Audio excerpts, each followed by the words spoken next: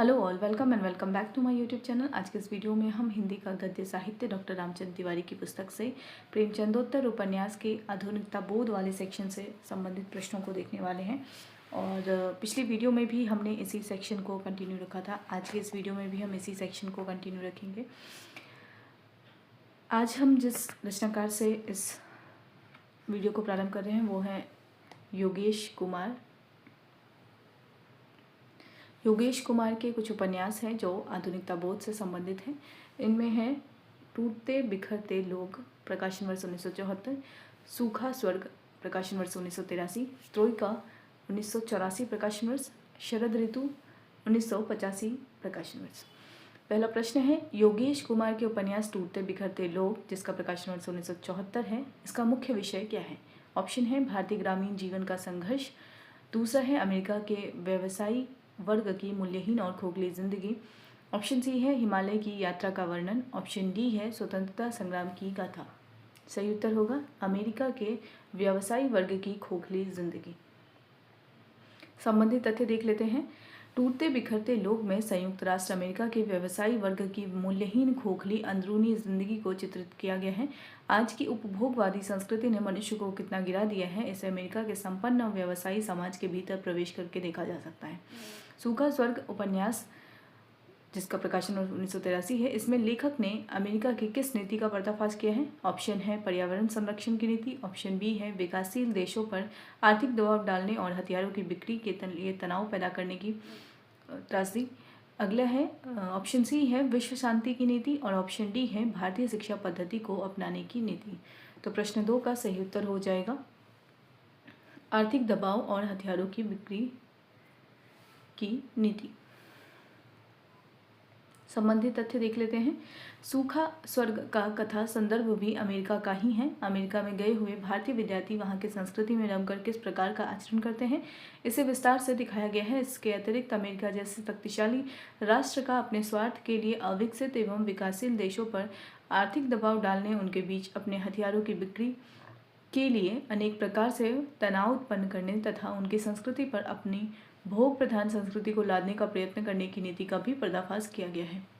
अगला प्रश्न है, योगेश कुमार का उपन्यास त्रोइका, जिसका प्रकाशन वर्ष 1984 है, इसमें कितने लघु उपन्यासों का संग्रह है? ऑप्शन है 2, 3, 4, 5। सही उत्तर हो जाएगा 3 लघु उपन्यास इसमें शामिल है। अगला प्रश्न है, त्रोइका के अंतर्गत पेगी कार्मर की रूहानी यात्रा में पेगी शांति की तलाश में किस देश आती है? ऑप्शन है रूस, भारत, चीन, इंग्लैंड। सही उत्तर होगा भारत। अगला प्रश्न है, त्रोइका के किस खंड में मिशनरी शिक्षा संस्थाओं में होने वाली भारत विरोधी हरकतों की ओर संकेत किया गया है? ऑप्शन है स्नो फ्लावर, ऑप्शन बी है जोंके, ऑप्शन सी शरद ऋतु, ऑप्शन डी पेगी कार्मर की रूहानी यात्रा। सही उत्तर होगा जोंके। संबंधित तथ्य देख लेते हैं। त्रोइका 3 लघु उपन्यासों यानी स्नो फ्लावर, पेगी कार्मर की रूहानी यात्रा और जोंके का सम्मिलित नाम है। स्नो फ्लावर में अमेरिकी उपभोगवादी संस्कृति को सब कुछ मानने वाले अमेरिकियों की मानसिकता का विश्लेषण किया गया है। यह दिखाया गया है कि मानवीय संवेदना का उनके लिए कोई मूल्य नहीं है। भारतीयों से वे अकारण घृणा करते हैं। पेगी कर्मेर की रूहानी यात्रा में पेगी नामक एक अमेरिकी युवती की कहानी है जो अमेरिकी जीवन के खोखलेपन से ऊब कर शांति की तलाश में भारत आती है, किंतु यहाँ बलात्कार का शिकार होती है। उसका मित्र डिकी इस अप्रत्याशित घटना से अपनी वाक शक्ति खो देता है। पेगी उसकी चिकित्सा का खर्च जुटाने के लिए एक जौहरी की दुकान से हार चुराते पकड़ी जाती है, जेल में बंद कर दी जाती है। इस प्रकार से इस उपन्यास में अमेरिका और भारत दोनों ही देशों के सांस्कृतिक अवमूल्यन का चित्र खींचा गया है। जोंके में मिशनरी शिक्षा संस्थाओं में होने वाली भारत विरोधी हरकतों की ओर संकेत किया गया है। विडंबना यह है कि इन हरकतों में मुख्य भूमिका में वे भारतीय ही निभाते हैं जो नाम से भारतीय हैं, किंतु जिनकी निष्ठा दूसरे देशों के प्रति है। अगला प्रश्न है, योगेश कुमार का वह कौन सा उपन्यास है जो पूरी तरह भारतीय परिवेश और ब्रिटिश शासन के खिलाफ जन आंदोलन पर आधारित है? ऑप्शन है सूखा स्वर्ग, ऑप्शन बी है शरद ऋतु, ऑप्शन सी है त्रोइका, ऑप्शन डी है टूटते बिखरते लोग। सही उत्तर होगा शरद ऋतु। संबंधित तथ्य देख लेते हैं। शरद ऋतु पूरी तरह भारतीय परिवेश को लेकर लिखा गया है। इसमें लेखक ने ब्रिटिश शासन के खिलाफ उभरते हुए जन आंदोलन और सत्ता द्वारा इस आंदोलन को कुचलने के लिए की जाने वाली जायज नाजायज हरकतों तथा इनके बीच पिसती हुई जनता के दुख दर्द का सजीव अंकन किया है। योगेश कुमार के पास देश विदेश का व्यापक जीवन अनुभव है। संभव है कि निकट भविष्य में वे कोई महत्वपूर्ण और विशिष्ट कृति लेकर सामने आए। प्रश्न है, योगेश कुमार के उपन्यासों के संदर्भ में अमेरिका और भारत के सांस्कृतिक अवमूल्यन का चित्र किस कहानी में मिलता है? ऑप्शन है स्नो फ्लावर, ऑप्शन बी है पेगी कर्मेर की रूहानी यात्रा, ऑप्शन सी है शरद ऋतु, ऑप्शन डी है सूखा स्वर्ग। सही उत्तर होगा पेगी कर्मेर की रूहानी यात्रा में अमेरिका और भारत के सांस्कृतिक अवमूल्यन की कहानी है या कथा है। अगला प्रश्न है, नाम से भारतीय किंतु निष्ठा दूसरे देशों के प्रति है, ये विडंबना ट्रोइका के किस भाग में मिलती है? ऑप्शन है जोके, ऑप्शन बी है स्नो फ्लावर, ऑप्शन सी है पेगी कर्मेर की रूहानी यात्रा, ऑप्शन डी है इनमें से कोई नहीं। सही उत्तर होगा जोके। ट्रोइका 3 लघु उपन्यासों से बना एक उपन्यास है। तो ये 3 लघु उपन्यास आपने तथ्य में भी देखा और प्रारंभ में भी देखा और अभी फिलहाल प्रश्न में भी देख लीजिए कि इन तीनों के सम्मिलित मिश्रण से बना है ट्रोइका उपन्यास। ठीक है, ये तीनों लघु उपन्यास है। अगले रचनाकार हैं गोपाल उपाध्याय। इनका समय है 1939 से 1991। इनका एकमात्र उपन्यास जो आधुनिकता बोध से संबंधित है वह है एक टुकड़ा इतिहास, प्रकाशन वर्ष 1975। प्रश्न है, गोपाल उपाध्याय के उपन्यास एक टुकड़ा इतिहास, प्रकाशन वर्ष 1975 में किस वर्ग की सामाजिक आर्थिक स्थिति का चित्रण है? ऑप्शन है जमींदार वर्ग, हरिजन वर्ग, व्यापारी वर्ग और शासक वर्ग।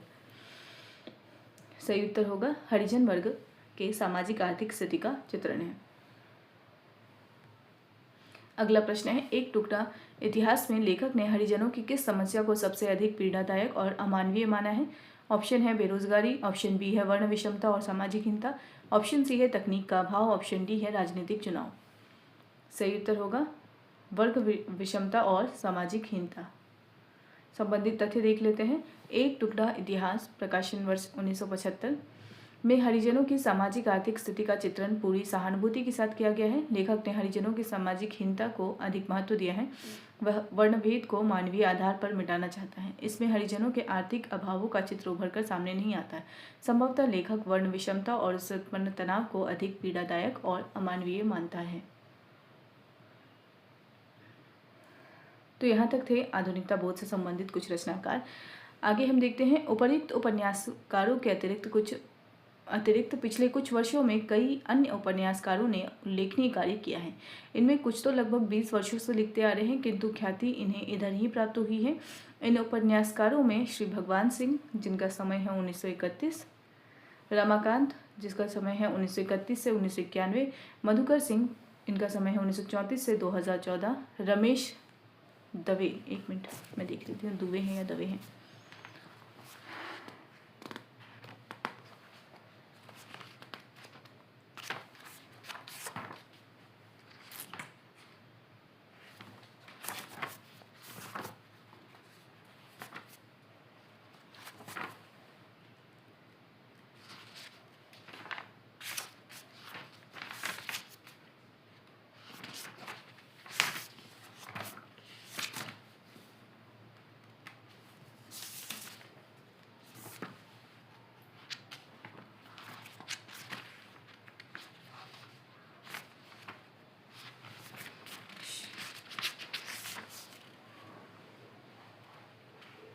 रमेश दवे हैं। ठीक है, रमेश दवे 1936, समय है इनका। डॉक्टर वीरेंद्र सक्सेना, इनका समय है 1941 से 2016, रविंद्र वर्मा 1936, श्रवण कुमार गोस्वामी 1938, सुरेंद्र वर्मा 1941, बच्चन सिंह पत्रकार 1942 से 2017, राजेंद्र राव 1944, रामधारी सिंह दिवाकर 1945, असगर वजाहत 1946, नरेंद्र नागदेव 1946, जितेंद्र भाटिया 1946। जितेंद्र भाटिया के बाद है स्वयं प्रकाश का समय 1947 से 2019, प्रणव कुमार बंदोपाध्याय 1947 से 2015, राज किशोर 1947 से 2020, मदन मोहन 1947, ज्ञान प्रकाश विवेक 1949, केशव 1949, क्षितिज शर्मा 1950 से 2016, प्रकाश मनु 1950, कमलाकांत त्रिपाठी 1950, मिथिलेश्वर 1950, विभूति नारायण राय 1950, शिवमूर्ति 1950, तरसेम गुजराल 1950, हरिचरण प्रकाश 1950, रूप सिंह चंदेल 1951। रूप सिंह चंदेल के बाद हैं शैलेंद्र सागर 1951, तेजिंदर 1951 से 2018, राजकुमार राकेश 1951, ज्ञान चतुर्वेदी 1952, प्रियमवद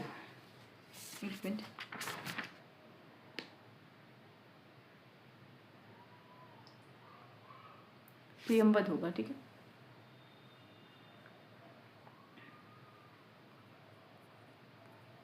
प्रियमवद का समय है 1952। श्री प्रकाश मिश्र 1953, हरियश राय 1954, वीरेंद्र जैन 1955, राजेंद्र लहरिया 1955, जयनंदन 1956, प्रेमपाल शर्मा 1956, दयानंद पांडे 1958, हरिसुमन बिष्ट 1958, राजू शर्मा 1959, प्रदीप सौरभ 1959, संतोष दीक्षित 1959, वीरेंद्र सारंग 1959, राकेश कुमार सिंह 1960, अखिलेश 1960, राघवेंद्र नारायण सिंह, इनका समय 1960 है, रणेंद्र 1960, मनोज रूपड़ा 1963, मनोज सिंह 1964, प्रमोद कुमार तिवारी 1965, तरुण भटनागर 1968, पंकज सुबीर 1975, विकास कुमार झा, संतोष चौबे आदि चर्चित उपन्यासकार हुए हैं, ठीक है। तो अगर हम देखें तो आधुनिकता बोध के आगे अगर हम देखें तो ये समकालीन उपन्यासकार हैं जिनको हम अब अभी देखने वाले हैं। तो सबसे पहले जिनका नाम है वो है श्री भगवान सिंह और इनके 3 उपन्यास हैं, अपने अपने राम 1992, उन्माद 1999, शुभ्रा 2000, ठीक है। तो ये सभी समकालीन उपन्यास हैं और इनकी विषय वस्तु को भी हम देखेंगे, साथ ही जो उपन्यासकार हैं इनके विषय में भी जानेंगे, ठीक है। तो सबसे पहला प्रश्न है, भगवान सिंह के उपन्यास अपने अपने राम प्रकाशन वर्ष 1992 की मुख्य विशेषता क्या है? ऑप्शन है रामकथा का पारंपरिक भक्तिपूर्ण गायन, ऑप्शन बी है रामकथा की औपन्यासिक पुनर्व्याख्या और राजघराने का सत्ता संघर्ष, ऑप्शन सी है केवल लंका दहन का वर्णन, ऑप्शन डी है राम को भगवान के रूप में प्रस्तुत करना। सही उत्तर होगा राम की पुनर्व्याख्या और राजघराने का सत्ता संघर्ष। संबंधित तथ्य देख लेते हैं। अपने अपने राम रामकथा की औपन्यासिक पुनर्व्याख्या है। दृष्टि की नवीनता के बावजूद यह व्याख्या अंततः एक राजघराने के आंतरिक दावपेच और सत्ता संघर्ष की कहानी बनकर रह गई है। इस कथा को ब्राह्मण क्षत्रिय संघर्ष के रूप में देखना भी समीचीन नहीं है। सब मिलाकर इस उपन्यास के राम लोकनायक न रहकर लेखक के अपने अपने राम बनकर रह गए हैं। इससे लगभग 20 वर्ष पूर्व आपने गौतम बुद्ध के जीवन पर आधारित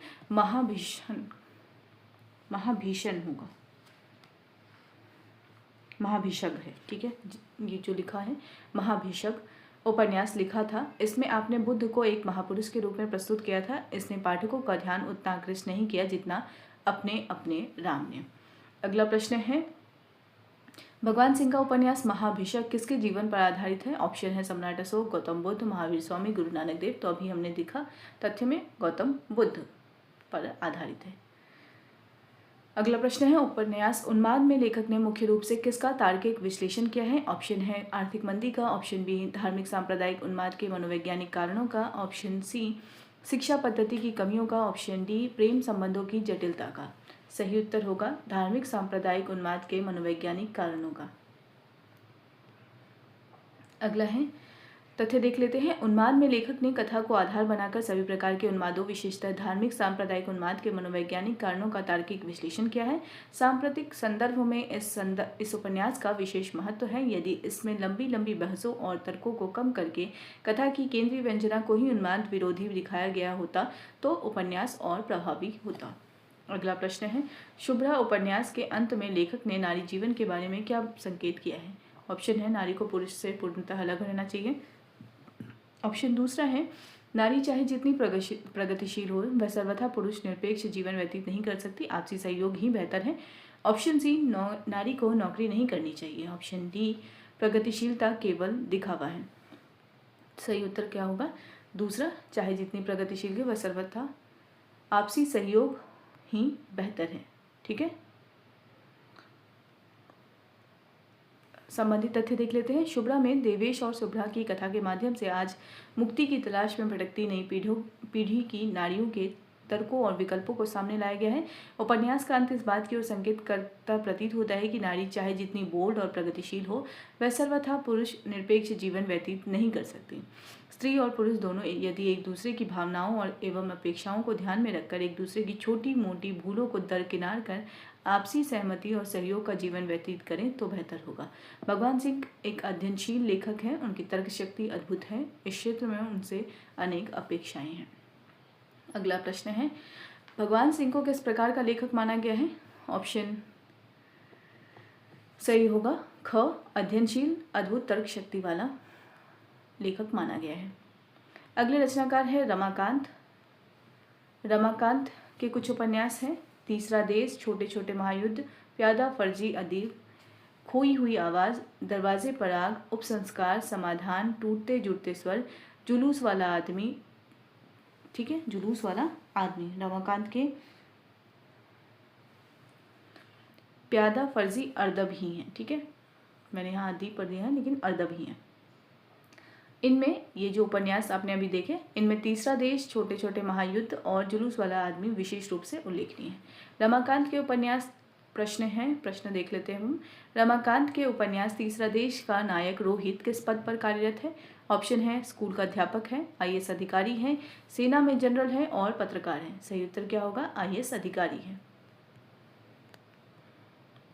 संबंधित तथ्य देख लेते हैं। तीसरा देश में रोहित जैसे मध्यवर्गीय परिवेश से ऊपर उठकर आईएएस बने एक संवेदनशील अधिकारी को माध्यम बनाकर आज की भ्रष्ट राजनीति, व्यक्तिगत स्वार्थ और छद्म छद्म में डूबी हुई नौकरशाही का तथा सड़ी गली व्यवस्था का पर्दाफाश करने की ईमानदार कोशिश की गई है। अगला प्रश्न है, छोटे छोटे महायुद्ध, प्रकाशन वर्ष 1977।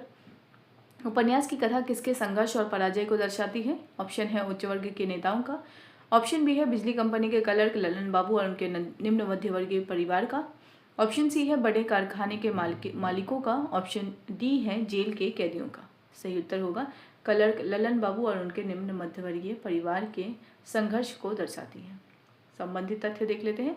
छोटे छोटे महायुद्ध में बिजली कंपनी में काम करने वाले क्लर्क ललन बाबू अपने पढ़े बेटे को पढ़ा लिखा कर किसी ऊंचे पद पर प्रतिष्ठित करने की तमन्ना लिए हुए आज की भ्रष्ट राजनीति के शिकार होकर पागल हो जाते हैं और उनके बेटे को अंततः क्लर्क ही बनना पड़ता है। उपन्यास इस सच्चाई को उजागर करता है कि आज का निम्न मध्यवर्गीय समाज अपनी सीमाओं में अपनी मामूली इच्छाओं की पूर्ति के लिए छोटे छोटे महायुद्धों में उलझा हुआ है। अगला प्रश्न, रमाकांत के अंतिम उपन्यास जुलूस वाला आदमी, प्रकाशन 1993 का मुख्य विषय क्या है? ऑप्शन है असहयोग आंदोलन का वर्णन, ऑप्शन बी है भारत में कम्युनिस्ट आंदोलन के उत्थान और पतन की कहानी, ऑप्शन सी है दिल्ली की चुनावी रैलियां, ऑप्शन डी है एक फिल्म अभिनेता की जीवनी। सही उत्तर होगा भारत में कम्युनिस्ट आंदोलन के उत्थान और पतन की कहानी। अगला प्रश्न है, जुलूस वाला आदमी में कम्युनिस्ट आंदोलन के पतन का क्या कारण बताया गया है? ऑप्शन धन की कमी, ऑप्शन बी नेताओं की निजी मानवीय कमजोरियां और जनता की मानसिकता से दूरी, ऑप्शन सी विदेशी आक्रमण, ऑप्शन डी सरकार द्वारा प्रतिबंध। जुलूस वाला आदमी में कम्युनिस्ट आंदोलन के पतन का क्या कारण बताया गया है? सही उत्तर होगा नेताओं की निजी मानवीय कमजोरियां और जनता की मानसिकता से दूरी। संबंधित तथ्य देख लेते हैं। जुलूस वाला आदमी रमाकांत का अंतिम उपन्यास है। इसमें उपन्यासकार ने राकेश नामक एक समर्पित युवक को माध्यम बनाकर भारत में कम्युनिस्ट आंदोलन के उत्थान और पतन की कहानी कही है।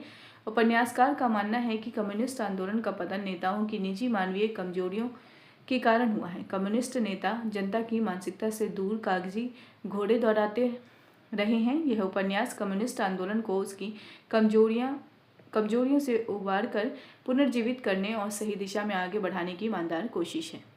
अगला प्रश्न है, आज का निम्न मध्यवर्गीय समाज अपनी मामूली इच्छाओं की पूर्ति के लिए छोटे छोटे महायुद्धों में उलझा हुआ है। यह किस उपन्यास की केंद्रीय ध्वनि है? सही उत्तर होगा छोटे छोटे महायुद्ध। अगले रचनाकार हैं मधुकर सिंह। मधुकर सिंह के कुछ उपन्यास हैं जो हम देख लेते हैं। सबसे पहला है सबसे बड़ा छल, प्रकाशन वर्ष 1975, सीताराम नमस्कार 1977 प्रकाशन वर्ष, सहदेव राम का इस्तीफा 1970 प्रकाशन वर्ष, जंगली सुअर 1978 प्रकाशन वर्ष, बदनाम बेमतलब जिंदगियां 1979 प्रकाशन वर्ष, उत्तर गाथा 1979 प्रकाशन वर्ष, अगिन देवी 1982 प्रकाशन वर्ष, अर्जुन जिंदा है 1984 प्रकाशन वर्ष, नपुंसक 1986 प्रकाशन वर्ष, सोनभद्र की राधा 1988 प्रकाशन वर्ष, मेरे गांव के लोग 1988 प्रकाशन वर्ष, आचार्य चाणक्य 1989 प्रकाशन वर्ष, धर्मपुर की बहू 2000 प्रकाशन वर्ष, कथा कहो कुंती माई 2002 प्रकाशन वर्ष, बेनी माधव की पतहू 2010 प्रकाशन वर्ष, बाजत अनहद ढोल। इनके सभी उपन्यासों के केंद्र में बिहार का भोजपुरी अंचल है। उनके कथा पात्र निम्न वर्गीय किसान समाज से आते हैं। उनकी कथा साहित्य में अपनी मुक्ति की लड़ाई लड़ते हैं। निम्न वर्ग की आशाओं और आकांक्षाओं का रचनात्मक प्रतिबिंब है। अगला प्रश्न है, मधुकर सिंह के उपन्यासों का मुख्य केंद्र कौन सा क्षेत्र और समाज है? ऑप्शन में है पश्चिमी उत्तर प्रदेश का शहरी समाज, ऑप्शन बी है बिहार का भोजपुरी अंचल और निम्न मध्यवर्गीय किसान समाज, ऑप्शन सी है राजस्थान का रेगिस्तानी इलाका, ऑप्शन डी है पंजाब के समृद्ध जमींदार। सही उत्तर होगा ख, बिहार का भोजपुरी अंचल और निम्न मध्यवर्गीय किसान समाज। अगला प्रश्न है, सीताराम, नमस्कार, अगिन देवी और अर्जुन जिंदा है उपन्यासों के लेखक कौन हैं?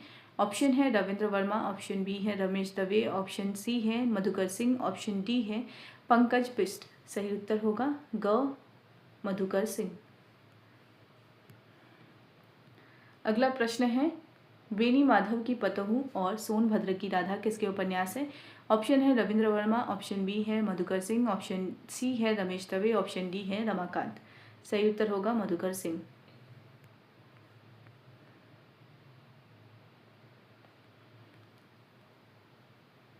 ठीक है। अगले रचनाकार है रमेश दवे। इनके 4 उपन्यास हैं।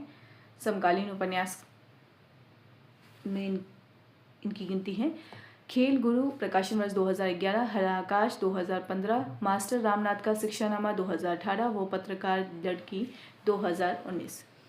ठीक है, अब हम प्रश्न देख लेते हैं। मास्टर रामनाथ का शिक्षानामा 2018 प्रकाशन वर्ष किस लेखक की रचना है? सही उत्तर क्या होगा? रमेश दवे। अगले रचनाकार हैं रविंद्र वर्मा। वर्मा के कुछ उपन्यास हैं जो समकालीन उपन्यास की श्रेणी में आते हैं। इसमें है किस्सा तोता सिर्फ तोता। एक मिनट में देख लेती हूँ। किस्सा तोता सिर्फ तोता। ठीक है, प्रकाशन वर्ष 1977। गाथा शेख चिल्ली प्रकाशन वर्ष 1981। माँ और अश्वत्थामा 1984 प्रकाशन वर्ष। जवाहर नगर 1995। 99 1998। पत्थर ऊपर पानी 2000 प्रकाशन वर्ष। मैं अपनी झांसी नहीं दूंगा 2004 प्रकाशन वर्ष। 10 बरस का भंवर 2008 प्रकाशन वर्ष। आखिरी मंजिल 2010 प्रकाशन वर्ष। क्रांति कक्का की जन्म शताब्दी 2010 प्रकाशन वर्ष। घास का फूल 2014 प्रकाशन वर्ष। इनमें माँ और अश्वत्थामा, जवाहर नगर और 99 विशेष रूप से चर्चित हुए हैं। ठीक है, माँ और अश्वत्थामा, जवाहर नगर और 99, ये 3 उपन्यास विशेष रूप से चर्चित हुए हैं रविंद्र वर्मा के। प्रश्न देख लेते हैं। रविंद्र वर्मा के उपन्यास माँ और अश्वत्थामा का मुख्य संदेश क्या है? ऑप्शन है पौराणिक कथाओं का प्रचार, ऑप्शन बी है उपभोक्ता संस्कृति द्वारा मनुष्यता को निगलने का चित्रण, ऑप्शन सी है मशीनीकरण के लाभों का वर्णन, ऑप्शन डी है गांधीवाद की पूर्ण विजय। सही उत्तर होगा उपभोक्ता संस्कृति द्वारा मनुष्य को निगलने का चित्रण इस उपन्यास में किया गया है। अगला प्रश्न है, माँ और अश्वत्थामा में रमेश लाल का चरित्र महाभारत के किस पात्र के छाया प्रतीक के रूप में चित्रित है? ऑप्शन में है दुर्योधन, अर्जुन, अश्वत्थामा, कर्ण। सही उत्तर होगा कर्ण के रूप में उसे चित्रित किया गया है रमेश लाल को। संबंधित तथ्य देख लेते हैं। माँ और अश्वत्थामा महाभारत के पात्र अश्वत्थामा के छाया प्रतीक के रूप में लिखा गया है। जिस तरह मैंने कर्ण बोल दिया था ना, महाअश्वत्थामा है, सॉरी। ठीक है, माँ और अश्वत्थामा महाभारत के पात्र अश्वत्थामा के छाया प्रतीक के रूप में लिखा गया है। जिस तरह बेहद गरीबी में पला अश्वत्थामा कौरवों का कृपा पात्र होकर इस हद तक अमानवीय हो जाता है कि रात्रि में सोए हुए पांडवों के शिविर में आग लगा देता है, वैसे ही बेहद गरीबी में पला हुआ गांधीवादी पिता का पुत्र रमेश लाल मशीनीकरण के दौर में बम्बई की भारतीय जानबुल मैन्युफैक्चरिंग कंपनी के मालिकों का कृपापात्र होकर अपने ही एक साथी भोसले की हत्या के षड्यंत्र में कंपनी का साथ देता है। उपभोक्ता संस्कृति मनुष्यता को निगलने वाली संस्कृति है। उपन्यास का यही संदेश प्रतीत होता है। अगला प्रश्न है, रविंद्र वर्मा का कौन सा उपन्यास आपातकाल की ओर संकेत करता है और जिसे लोकतंत्र बनाम खतरे की कहानी कहा जा सकता है? ऑप्शन है जवाहर नगर, ऑप्शन बी है 99, ऑप्शन सी है पत्थर ऊपर पानी, ऑप्शन डी है आखिरी मंजिल। सही उत्तर होगा जवाहर नगर। अगला प्रश्न है, जवाहर नगर उपन्यास के किस पात्र को उपभोक्तावादी संस्कृति का टिपिकल उदाहरण माना गया है? ऑप्शन है रामदयाल, स्वतंत्र, भोसले, हरिदयाल। सही उत्तर होगा स्वतंत्र को माना गया है टिपिकल उदाहरण उपभोक्तावादी संस्कृति का। संबंधित तथ्य देख लेते हैं। जवाहर नगर एक काल्पनिक कॉलोनी है जिसका आगरा में होना दिखाया गया है। यह नगर पूरे देश में कहीं भी हो सकता है। उपन्यास की कथा आपातकाल की ओर संकेत करती है। इसे लोकतंत्र और इसके विरुद्ध उभरने वाली खतरों के द्वंद्व की कहानी भी कह सकते हैं। उपन्यास में उनके छोटे छोटे प्रसंगों की उद्भावना के द्वारा लेखक ने समाज में व्याप्त भ्रष्टाचारों की तहों को खोलने के साथ ही उपभोक्तावादी संस्कृति के दबाव से क्रमशः आ रहे मूल्यगत बदलावों को भी उभार कर सामने रखा है। इसके केंद्रीय पात्र स्वतंत्र का चरित्र उपभोक्तावादी संस्कृति का टिपिकल उदाहरण है जिसके लिए उपभोग ही जीवन का परम पुरुषार्थ है। शिल्प और भाषा के स्तर पर उपन्यास प्रयोगधर्मा है। कथा के भीतर कथाओं और अंतर्कथाओं का गुम्फन तथा अर्थ के कई स्तरों की व्यंजना करने वाली भाषा उपन्यास को विशिष्टता प्रदान करते हैं। अगला प्रश्न है, उपन्यास 99 की कथा किन दो ऐतिहासिक महत्वपूर्ण घटनाओं के कालखंड के बीच फैली हुई है? ऑप्शन है 1857 का स्वतंत्रता संग्राम और 1947 का विभाजन, ऑप्शन बी है 1857 का स्वतंत्रता संग्राम और 1992 का बाबरी मस्जिद विध्वंस, ऑप्शन सी है 1914 से 1918 प्रथम विश्व युद्ध, ऑप्शन डी है 1975 का आपातकाल और 2000 का दौर। सही उत्तर होगा ख 1857 का स्वतंत्रता संग्राम और 1992 का बाबरी मस्जिद विध्वंस। अगला प्रश्न है, 99 उपन्यास में रामदयाल का कौन सा पुत्र अवसरवादी राजनीति का प्रतिनिधि है? ऑप्शन है सबसे बड़ा पुत्र, ऑप्शन बी है मंझला पुत्र, ऑप्शन सी है सबसे छोटा पुत्र हरिदयाल, ऑप्शन डी है इनमें से कोई नहीं। सही उत्तर होगा ग सबसे छोटा पुत्र हरिदयाल। प्रश्न से संबंधित तथ्य देख लेते हैं। 99 की कथा झांसी और झांसी निवासी रामदयाल के परिवार को केंद्र में रखकर लिखी गई है। कथा 1857 ईस्वी के स्वतंत्रता संग्राम से लेकर 92 के बाबरी मस्जिद विध्वंस तक फैली हुई है। इस परिवार के एक पुरखा ने 1857 ईस्वी के स्वतंत्रता संग्राम में देश के लिए अपने प्राण दिए थे। स्वयं रामदयाल एक तपे हुए स्वतंत्र सेनानी थे। उन्हीं के 3 पुत्रों में सबसे छोटा हरिदयाल आज की अवसरवादी राजनीति का सफल प्रतिनिधि बनकर करोड़पति बनना चाहता है। उसके लिए अपना पैतृक मकान बेचने में भी हिचक नहीं होती। उसके आचरण से दुखी और निराश रामदयाल की मृत्यु हो जाती है। उनकी मृत्यु उन सारे नैतिक मूल्यों की तीसरी है जिसे लेकर झांसी जैसे कस्बे के लोगों ने आज़ादी की लड़ाई लड़ी थी। हरिदयाल की कथा के माध्यम से उपन्यासकार ने आज की अवसरवादिता, गुंडागर्दी, मूल्यहीनता और उपभोक्तावादी संस्कृति को मूर्त करने की कोशिश की है। अति नाटकीय और रंगीन भाषा, रोमानी प्रेम प्रसंगों की कल्पना तथा कस्बे के प्रति नॉस्टैल्जिया की हद तक के लगाव के बावजूद यह उपन्यास आज के जीवन यथार्थ को सामने लाने में सफल माना जाएगा।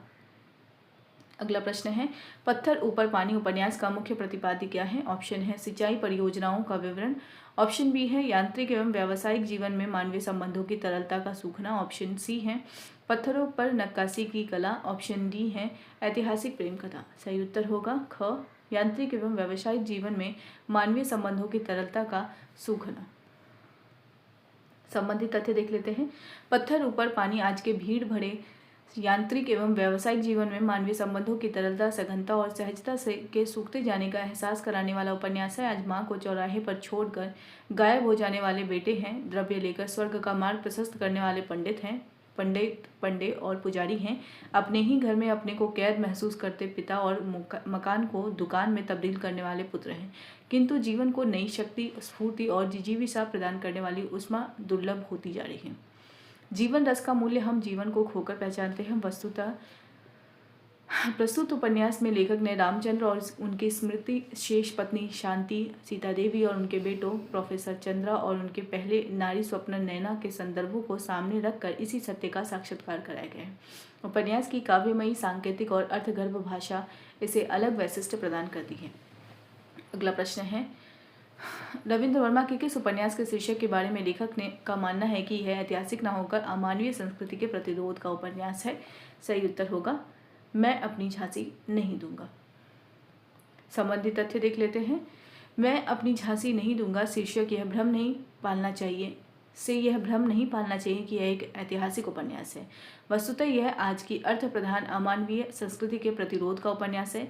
अनेक कथा संदर्भों के माध्यम से उपन्यासकार ने जनसामान्य की आत्मा को आकार देते हुए इस प्रतिरोध की जीवंत अभिव्यक्ति की है। अगले रचनाकार हैं श्रवण कुमार गोस्वामी। इनसे संबंधित प्रश्नों को हम अगले वीडियो में देखेंगे। फिलहाल इस वीडियो को यहीं पे एंड करते हैं। वीडियो को एंड तक देखने के लिए थैंक यू सो मच।